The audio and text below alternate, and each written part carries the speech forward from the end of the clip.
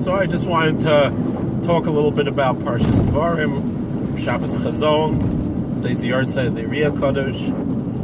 So a few little things here and there just to talk about things in my mind about the significance of these various things coming all together as they always do. So the Yartzeit of the Kodesh is today Rabbi Isaac Luria, Rabbi Yitzchak and Shlomo Ashkenazi, the holy Arizal. He was born in Jerusalem, lived most of his life in Egypt, and settled in the Galilee, in Tzfas, and I don't know how they say it in English, Safad, where he's buried. He lived a very brief life, but a very full life. He himself didn't write very much. We have the hymns that he wrote for the Sabbath, and that's about it that we actually have, or his actual writings. What we call the Kisvi Arizal, the writings of the Arizal, are actually the writings of his student, Rabbi Chaim Vital. And we find this with any tzaddikim. They themselves didn't write. It was their students who were the writers, who wrote down the teachings that they heard from their teachers. Rabbi Nachman of Breslov, well known that his student Reb Nosson wrote most of his teachings. It wasn't Rabbi Nachman himself writing. Even if we go back to biblical times, Jeremiah, Yirmiyahu Navi, had Baruch, I guess in English to say Baruch, as his scribe and so forth. And it's a typical thing, certain people, they have oratory skills perhaps, but they might not have the patience to be mitzamtzem into writing, and there's a nyonim behind that as well. Difficulty of being able to write.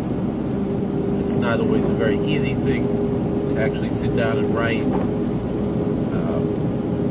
Although I've heard from people from Balei Kabbalah, Kabbalim, from Yodei Chaim, that there is a concept of just as how Ruach HaKodesh can come verbally, it can also come through writing.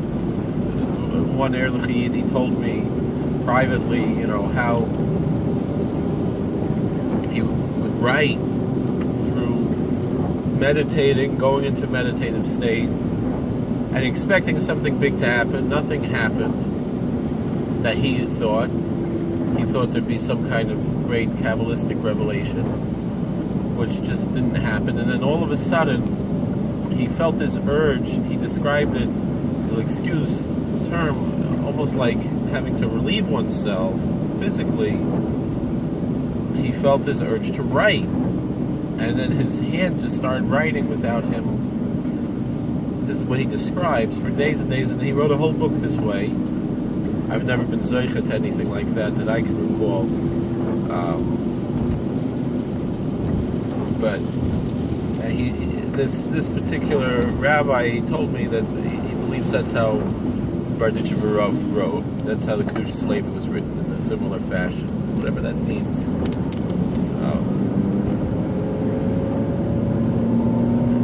It's interesting, to say the least. The Ariya Kodesh,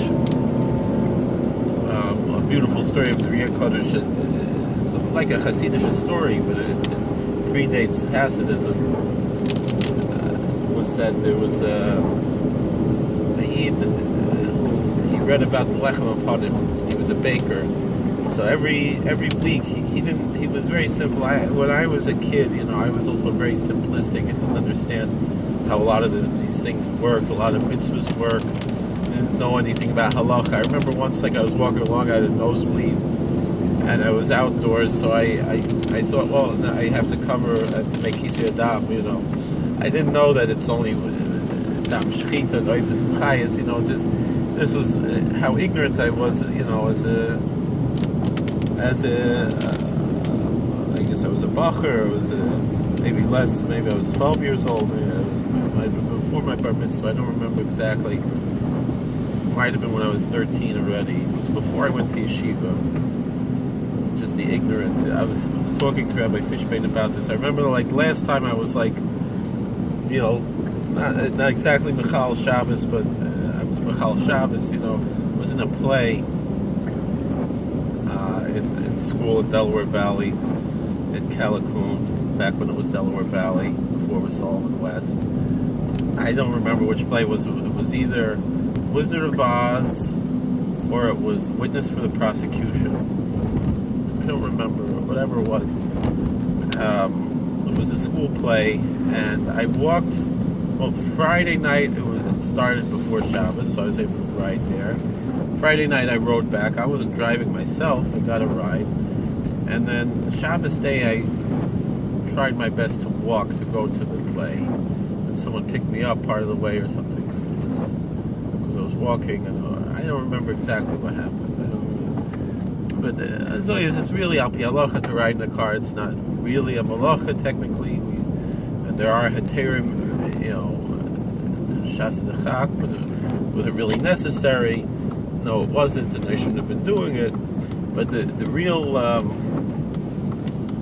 guilt that I feel, I'm talking about 20 years ago, and the guilt that I feel about this was that particularly, I remember it was that Shabbos, I used to go to the shul where I serve now as assistant rabbi, Rabbi Fishbane. And Rabbi Fishbane told my mother I should come that Shabbos because he was a very big rabbi there, that Shabbos. And it didn't say who it was, anything. I'm thinking it might have been Baba Verov, who I never was zeicha to see. I remember I saw the previous Baba Rebbe, Naftali. He was a big tzaddik, and it was always very special just to look at him. And I had, gone there to his tish on several occasions. I remember Rabbi Weinberger saying that, how special it is just to sit and look at Rabbi Naftali Baba Verov, a yid like that, and just to look at him,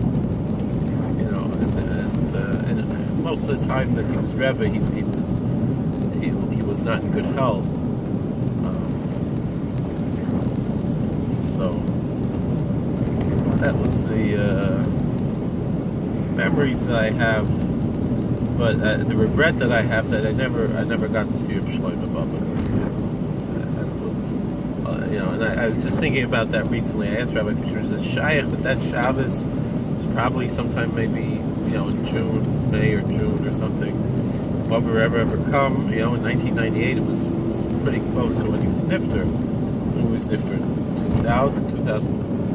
It must have been 2000. I remember saying Tillim for the Baba Verov in Ezra Academy. I remember Rabbi Freilich Zolkazun, he said, we shouldn't think that we exist on our own merits, but we're sitting on the shoulders of the tzaddikim, the gedolim. Rabbi Freilich said, especially someone like Baba Verov. My memories from high school, and we all said Tillim together. In a modern school like Ezra Academy, not exactly modern. It's a Torah-dik environment, and it's very, the Hanhola there, for B'nai Torah, it's not a modern Hanhola, it's a Hanhola of B'nai Torah, but it's just very, very interesting. So,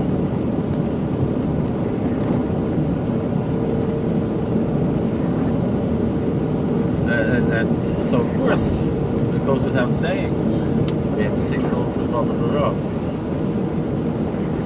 So, my point in saying that is, I don't think in the real modern schools, I don't think any other co-ed school was probably saying Tillim for the Baba Verov. Maybe they were, I don't know. But Ezra Academy is a special place. So there was a baker, like I was saying, in the Tikuf of the Arizal. He read about the lechem aponim, the showbread in the temple. So every week he would bake some challahs and leave them in the Aron Kodesh in the shul, because he thought, he knew there was bread in the temple, so he would bring him to the shul. Every week the shamas in the shul would find the bread with the challahs and he would eat them. And the baker thought, oh, God is eating my bread, so every week he would bring it. And then and this was going on for months and months, and the one day someone told this baker, what are you doing? It's ridiculous. I think it was in the Rav of the shul said, the Shabbos is just eating this bread, and it's not lechem upon him. It's what are you even doing? And the Arizal, he said, I don't know if it was the Rav of the shul or if it was of the community or if it was someone else in the shul. It was the Shabbos himself. I don't remember the whole story.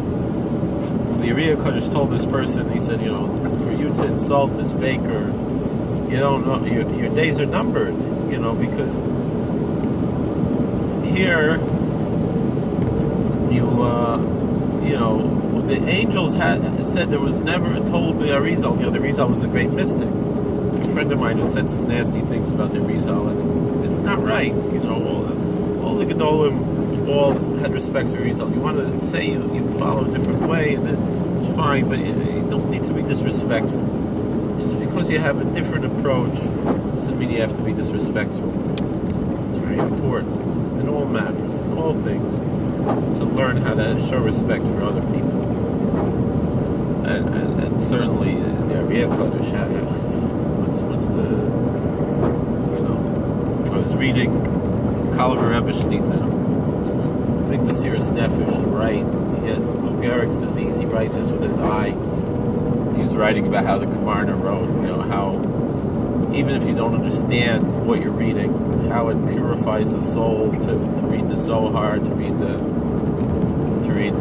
Kisvei Ari. He said, there were tzaddikim who said, everyone should read 5 pages of Zohar every day. I think he said from Chidah like that. And the Kalavar Rebbe said, even if you don't do 5 pages, but just do the Chok Yisrael every day. He said he remembers hearing the old Sklener Rebbe, Zeichat Tzaddik Livracha, how he would say, this I saw in the Zohar and the Chok Yisrael today. He would say a word. And it's very important to learn the Chok Yisrael. He said even the Gedolim learn Chok Yisrael. It shouldn't think it's just for Balabatim.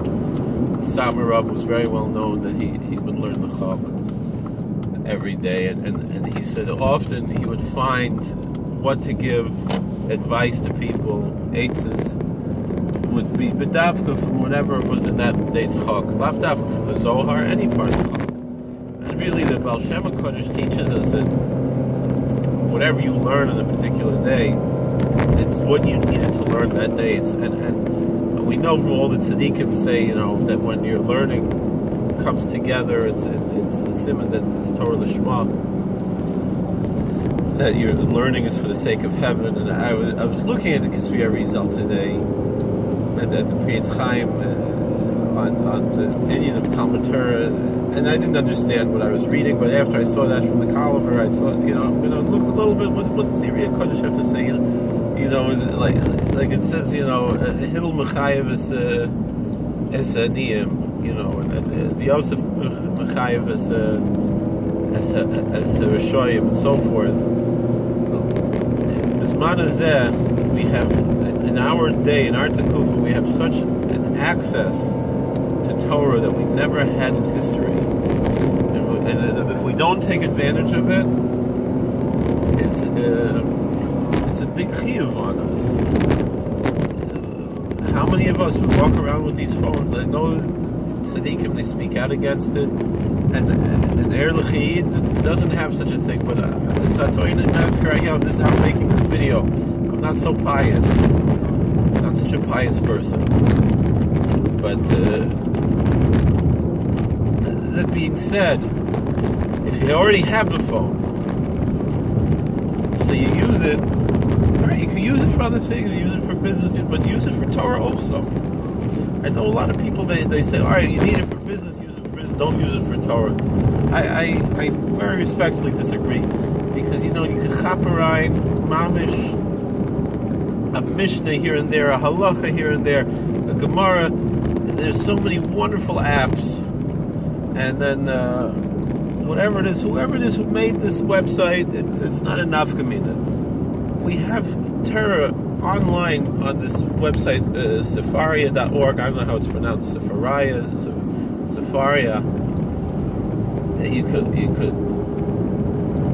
mamish learn so many Sefarim. They're all here, and the ones that are not there, you find somewhere else. HebrewBooks.org is much more an ehrliche website. But still, I use Sefaria because it's so useful and it's so beautiful. And either way, learning is always good. Always good to be learning. And so all the Kisvei Ari are there on Sefaria. Very beautiful font and easy to read. And so we learn the Ksavim. He was talking about what does it mean Torah Lishma, this L'Shem Havaya, talking all kinds of things I don't even know. Yaakov and Rachel and Leah, and how it's mamtik the Tina because you're bringing from Chochmah to Bina, and it's true because and you're bringing to the Hey Tatoa to the lower Hey. That's what it means Tefillah Anikish. No, that's when the Tefillah he was talking about. But also, to bring to Malchus, also Tefillah was with Malchus, whatever it is. Just reading these words is mezakech and matar the neshama, and it brings a tremendous benefit to our lives. And doing things with simplicity. Again, like I said, when I was a kid, I was very ignorant. But I'm sure in Himmel there was some kind of tikkun with that Kisei Adam. Probably more than when I was, later as a bacher in German, and I would go and make kaparas and actually do Kisei Adam with the bracha, the same thing. I remember, I didn't know that Birkas Ilanos had to be, Eitz Michael. I didn't know it had to be a fruit-bearing tree, the fruit that we eat. I just thought, a beautiful tree, it's blooming. I remember going out and was so excited to say the Birkas Ilanos, and it was Stam al Pi Allah was a bracha levatala, but it was my ignorance, as a bacher. But the excitement, and I love the mitzvah of Birkas Ilanos personally. It's something I get very excited. I look forward to. Some years maybe not as much. When I was younger, I had more of a big spilus from it. Now I go and I say the L'Shem Yichud from the Ben Ish Chai and whatever. But still, so what is it? No, all right. So this year I remember I was at the Brooklyn Botanical Garden. I had a chuppah there. And there were trees were already blooming. It was before Pesach, and so I made Birkas Ilanos, and again that's all right. Like I said, we say the Shem Yichud from the Ariya Kodesh, from the Ben Ish Chai, and it's a nice thing and it's very exciting. But I didn't get into it as much as when I was a bacher. And I remember there was one the Yidam, a couple in Queens. I used to go to him a lot and daven with him. He left after a while. He had a famous name. It must be related to someone. I don't remember what the last name. A famous Svardish name. And I used to. I remember we went to Tikkun Shov of him, and I went to all these things that now I'm older and I'm not involved in these things. I remember one Ehrlich Yitzhak. What do you need to Tikkun Shov him? Just sit and learn. And other people they told me the same thing. Chassidish Yidden told me this. And the truth is, there's a time and a place for everything. There's a time for every purpose under the heaven, right? And all right. So now I'm older a little bit. I'm still very young, but now I'm very into learning. I used to be very into davening and not so much into learning, but I would learn. And now I'm into learning and not as much into davening as I used to be. And there's a time and a season for everything. But the thing, what I saw from the Kalav Rebbe Shlita, he says that you have to have all three legs. You have to have Torah, Vodem, and Chasodim. Because he said he heard the Kloisenberger of Seichet Tzaddik L'Bracha's Yartzeit coming up in a few weeks, right? No, his Yartzeit is back in Nisan, right? His Kloisenberger was in Nisan. The Belzer is coming up, right? But right, because the Kloisenberger is right around the same time as the Lubavitcher Rebbe, right? They were both nifted around the same time, no, I think. So anyway, but no, the Lubavitcher was Gimel Tammuz, right? I'm trying to remember, what is the Kloisenberger Rebbe's Yartzeit? I thought it was sometime in the summer, but we'll move that aside for now. but Kal Rebbe said that the Kloisenberger Rav told him from the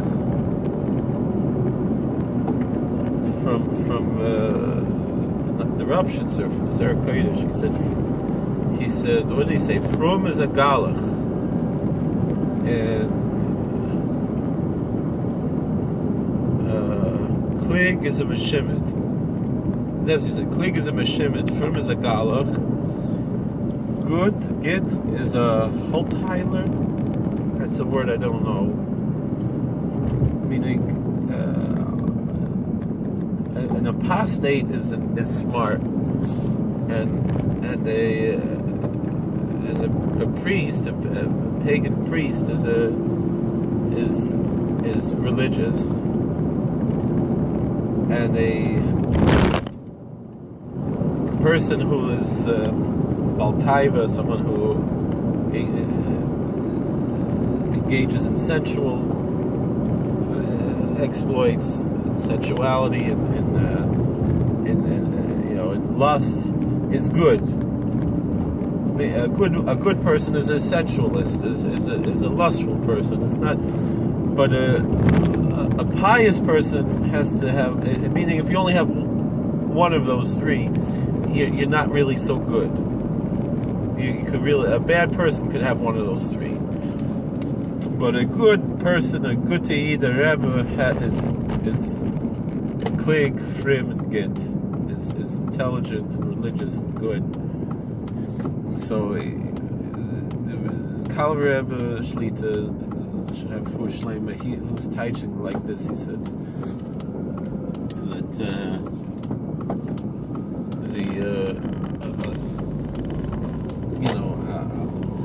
intelligence by itself, Torah by itself, he could become a heretic. He could become an apostate. Without piety, just Torah by itself could be dangerous. You have to be pious also. You have to pray, and you have to be charitable. And so you could be you could be a kligger, you could be an intelligent person, but an apostate. Frim is a galach. All right, so you could be very religious, but how do you treat other people? I'm not talking about today. Today we have very fine people who are clergy of other faiths, but in the ancient times, not even so ancient times, a few hundred years ago, there was a zealotry of religion that could turn people into monsters. And we have it in other religions today. You have certain people who are so absorbed with religious zealotry that they don't have respect for other people, which is a problem. But then they could actually be involved in shvichas damim. They could actually be murderers. Whether it's in ancient times, the Inquisition, or today the terrorists. Not ancient times, 500 years ago, whatever it was. The church has done their penance on that. They recognize it was wrong. And most Muslims recognize that terrorists are wrong. But there was such a thing in history. And now, unfortunately, there are Jews who, their zealotry, particularly to, reclaim the Holy Land or something like that, can wind up also engaging in shvichas damim, which is also wrong. That's supposed to be. This is not Judaism. This is not a good Te'id. This is not a Rebbe. This is not a tzaddik to engage in violence. Torah is not about violence. Is there violence in Torah? Yes, there's a time and a place for everything in heaven. It's true. So but it's very rare, very, very rare. And our time is not the time for it. In ancient times, maybe there was a time and a place. Nowadays, we don't have a time and a place. It's not the time and the place for it. We're living in a better world. This is the world that we've been looking forward to. Not that we're there yet, but we're on our way. Because the world is getting better. We're not there yet. And for people to imagine that, look, at what it was in biblical times, and this is how we have to conduct himself. I saw Rabbi Bar Tzadok said, God forbid, he was very angry. No, you can't compare yourself to Pinchas, to Eliyahu, to this, to that, to Yoshua ben Nun. It's not a time and place for this. It's not what life's all about. Torah is about v'chaybahem, to live by Torah, not to die by Torah, and not to kill by Torah. It's not what the Torah is about. Is there a time and a place for war? Yes, but we should seek peace and not war. You know, the irony of how the left is always talking about peace, peace, peace. And here, President Trump, he's trying to make peace with our enemies. Not that, and they're so angry at him for trying to make peace. And maybe he's doing something wrong. I'm not saying what he's doing necessarily is right. But there's a certain overreaction and a certain, you know, I mean, President Obama did very similar things, you know, and we didn't see the outcry against him. He probably did a lot worse things as far as this is concerned. But there's a time and a place.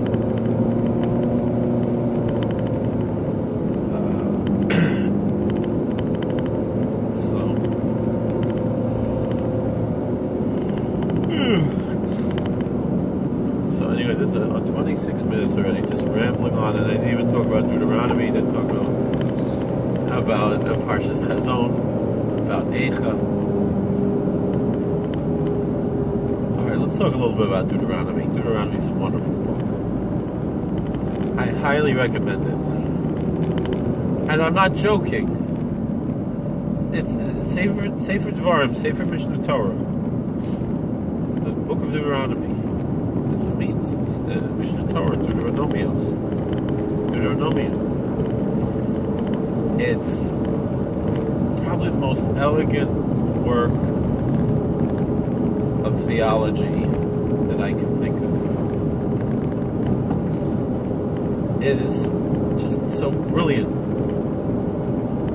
and moving, inspiring. Please take time to read, especially next week's Parsha V'Eschanan. Probably one of my favorites, to be honest. And it's okay to say that. I'm not saying the others are bad. Every Parsha is wonderful. But it's okay to have favorites and to have... I know that the Baal Shem Tov says you have to find Shavisi Hashem and Negdi Sameh, that you have to find equanimity and always essentially, you know, be... find everything is equal and good, and it's true, and it is true. I mean, you should have a certain sense of peace when you're learning Torah, learning Mishnayos, learning Gemara. I spoke on a video that got lost, and I was very upset that I wasn't able to upload it. About how one day I was sitting in traffic. And I have here on my phone, it sits here. I didn't have to look at the road. I was stopped. It was a total stop. So I could learn Mishnayos on my phone, the app on the phone. And the sense of peace that came over me learning Mishnayos. This is what we need. The Torah is supposed to transform us. Sometimes in ways that we recognize, sometimes in ways we don't recognize. And the depth and the wonderful truths of Torah.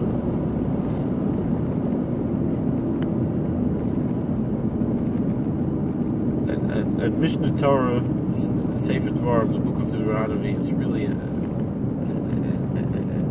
great example of that. The great peace that you get learning this Sefer, reading it, just reading the words, just picturing Moshe Rabbeinu.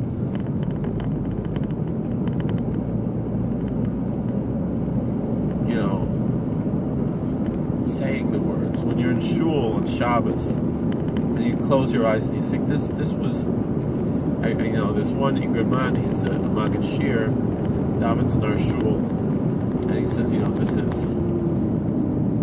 is Moshe Rabbeinu's swan song.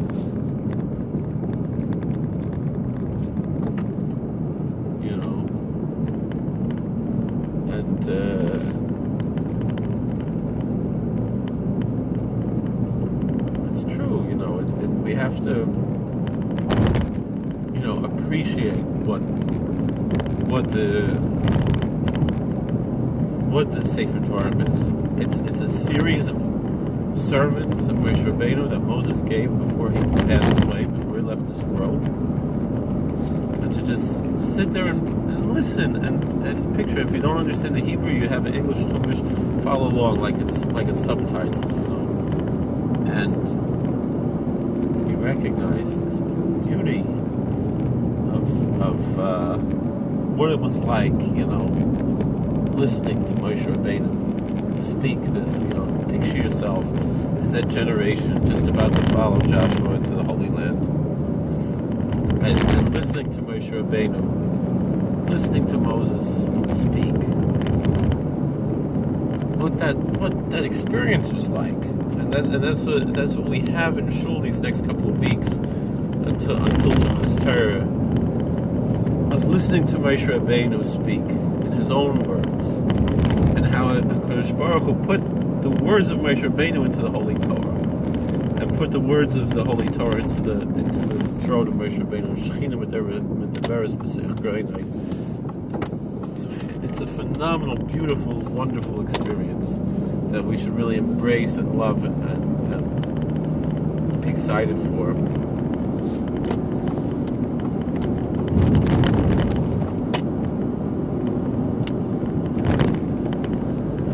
Shabbos Chazon is a very special Shabbos, and it's interesting, the various minhagim of Shabbos Chazon, because the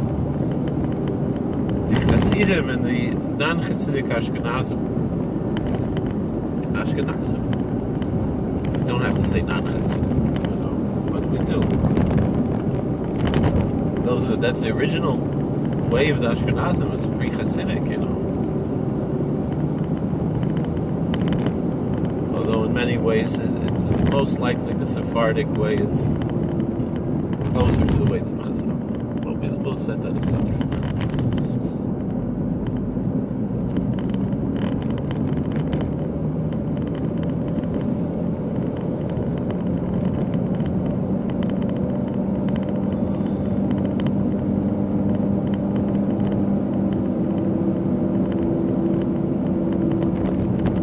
It's a big machlokas between the Hasidim and the non-Hasidim. And the interesting thing is that the Vilner Gaon agrees with the Hasidim, which is a fascinating thing that happens more often than not. That the Vilner Gaon agrees with the Hasidim in practice.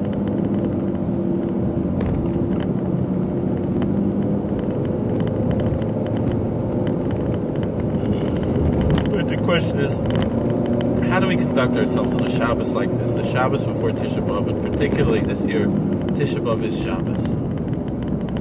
What are we doing? How are we conducting ourselves? The Hasidim say that a Shabbos Chazon is a Shabbos of vision. Not just that it happens to be that we, the Haftarah begins with the words Chazon Yeshayahu, vision of Isaiah. We have also Chazon of Adyo. We don't call Parshas Vayishlach Shabbos Chazon, right? We read the Sefer Ovadia on Parshas Vayishlach, according to many minhagim. We don't call that Shabbos Chazon. Why is this one Shabbos Chazon? Because it's a vision, it's an opportunity. You can have a vision of the temple.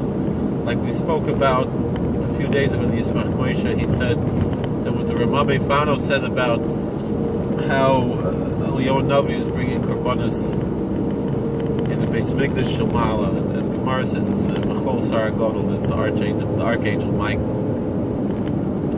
Whoever it is, could be kind of the same thing to a certain extent.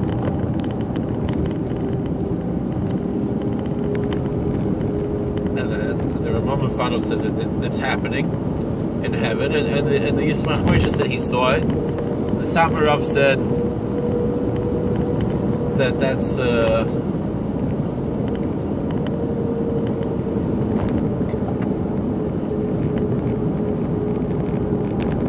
that if anyone else would say it, he wouldn't really believe it. But the Yismach Moshe, he was worthy to see something like that, right? And but we could all, to a certain extent, be worthy to certain visions on Shabbos Chazon. We have to invest to a certain extent. Close our eyes a little bit during listen to the Haftarah and picture what the Beis HaMikdash looked like. And the fact of the matter is our mind is actually there. Baal Shem Tov says, wherever your mind is, that's where you are. Not only our mind is there, that's where we are. We stop and we picture the Beis HaMikdash, Aryeh Kaplan, he said, meditate, we should picture when we're davening. We should picture ourselves in the Beis HaMikdash, picture ourselves mamish in the Kodesh Kadoshim, where we can't go physically, we can go mentally. And we can mamish be there and picture ourselves mamish between the wings of the Kruvim. So the Sfarim Kedoshim say like that, but Rabbi Kaplan had the audacity to reveal that even in English for all of us to read.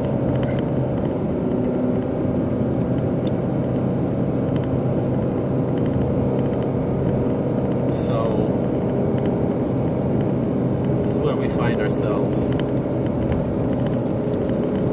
Such a special and holy day, the Yartzeit of the Riyah Kodesh. I really wanted to make a siyum today. I finished yesterday Yuma. Anybody in the Catskills that want to make a siyum, let me know. I'll save it until someone gets me wants to have a siyum. But we can have a vision. So the question is, how do we conduct ourselves externally on Shabbos Chazon? Because according to Minhag Ashkenaz, the old Minhag Ashkenaz, wear weekday clothes.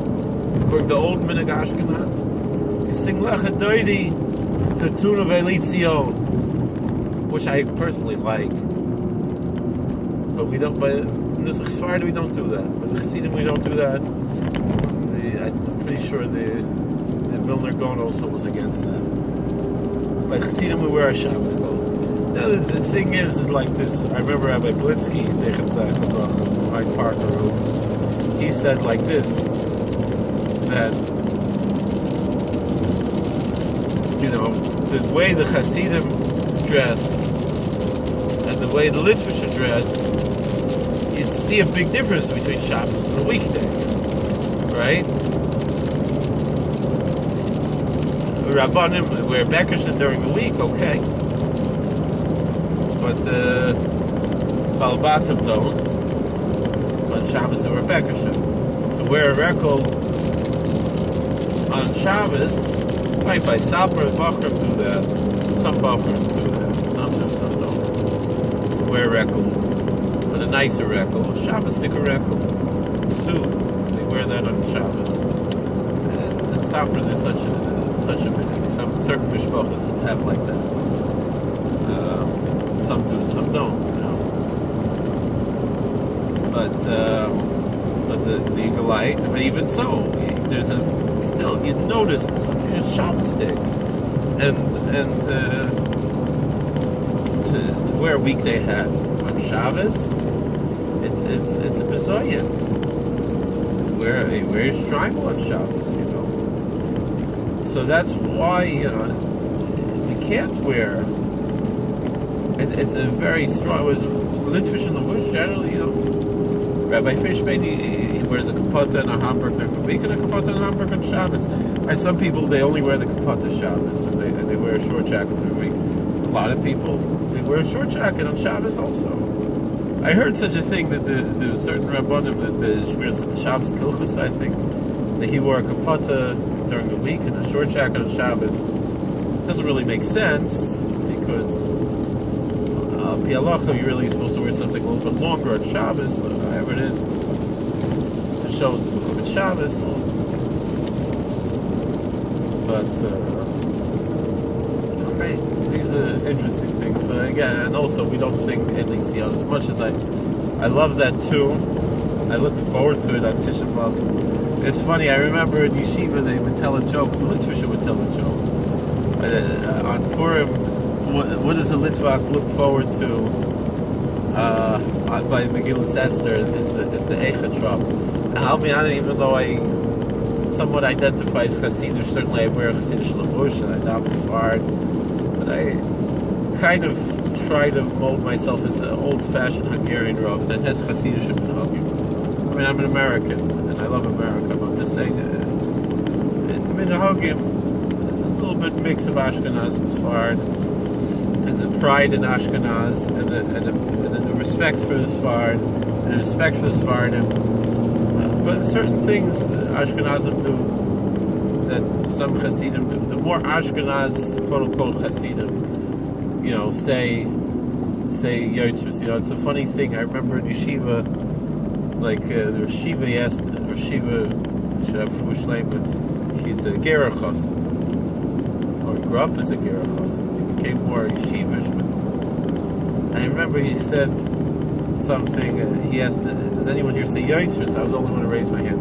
He said, "Well, everybody here are Hasidim except for Yitzchak." But the thing is by Samer and Bells and Babov, and we say Yartzeit. The Hungarians, the Galicianers will say Yartzeit. The Polish and the Russians generally they don't. Lubavitch they don't say Yartzeit. Ger they don't say Yartzeit, and so forth. Every Besmedrash, in our Besmedrash, Rabbi Fishman, they don't say Yartzeit. I love to say Yartzeit. I enjoy it so much. I get so excited. And someone told me that the Woodridger of Shlita, Yitzhak Leibovich, that he what do you call it?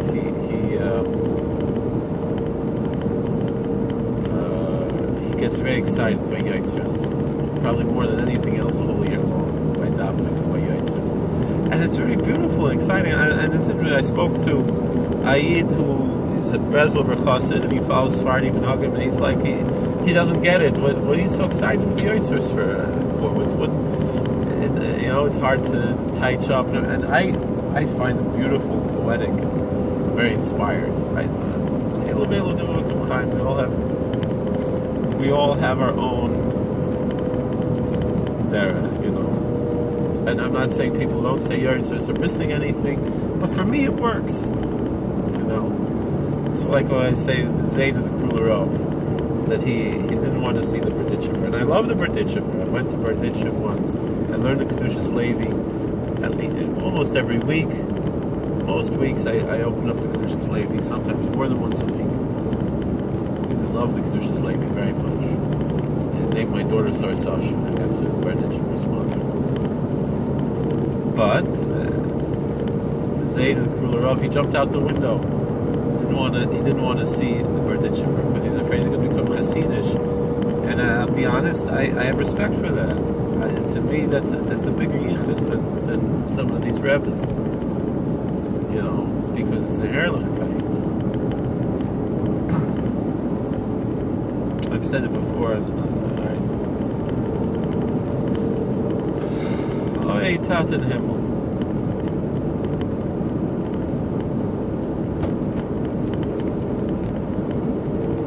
What do we have to say? What else can we share? Alitzion. I look forward to the Eichatrup in Megillas Esther too. I think it's so beautiful. Eicha is so beautiful. It's a haunting, beautiful melody. I remember in the library in Calicut, there was a copy of an old Bible, a page from it. Maybe it's a Gutenberg Bible. I don't know. From Eicha, from Lamentations, and I told the librarian, we read that on Tisha B'Av, and she said it must be so beautiful, and at the time I wasn't thinking, and now I'm older and I've heard it a few times, and I don't even remember hearing it, and it's so beautiful, so haunting, it stirs up the soul, Kinnis is so interesting, because if you really pay attention to the Kinnis, and you're like just about ready to cry, and then like the end of every Kinnis ends off like on a happy note, so like you can't really cry, like you're just about ready to start shedding a tear, and then like It's like, for us, and then we're going to return, and everything's going to be good, and it's going to turn around to Simchat Sasan and this and that. And that's how a Jew has to be. You have to live with hope. People talking now about this law they want to make in Israel about that's a Jewish state, and this and that. I'm a member of the New York Board of Rabbis.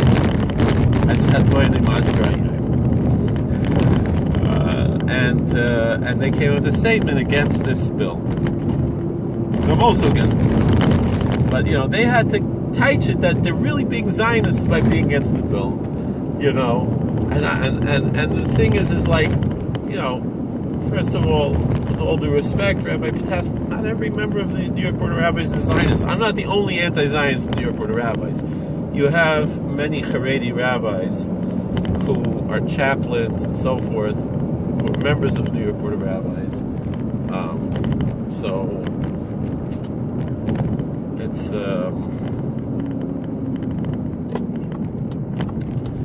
so this, whatever it is. So I got a text from Rabbi Malik to answer this text. Why isn't this working? So anyway, this is where we're holding. But they were ending off, talking about Hatikva and this and that in the letter from the New York Board of Rabbis against this law, opposing this law in Israel. And on one hand, it's none of our business what they do in Israel. On the other hand, I'm like, what? I agree. I'm against the law, this law in Israel. I don't believe that, because I don't believe that Israel should be a Jewish state. I believe Israel should be a democracy and let democracy go, and we'll see from there. So,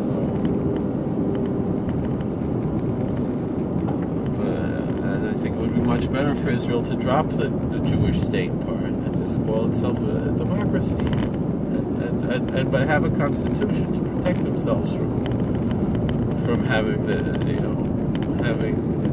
become an Islamic state. It should just be a non-denominational state where Muslims are equally welcome, Jews are equally welcome, everybody. We're all friends, and it is what it is. All right, it's the Yartzeit, the Riyah Kodesh. How can I go the whole day without a mikveh? So I'm going to go now to the mikveh. Hopefully it's not too late. I always go later because I went to Scranton today.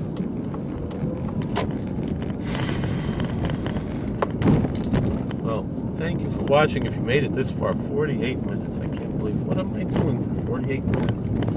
Thank you for watching. God bless. Please like, share, and subscribe, comment, share. I said like, share, and subscribe. Why'd I have to say share again? All right. God bless you. Take care.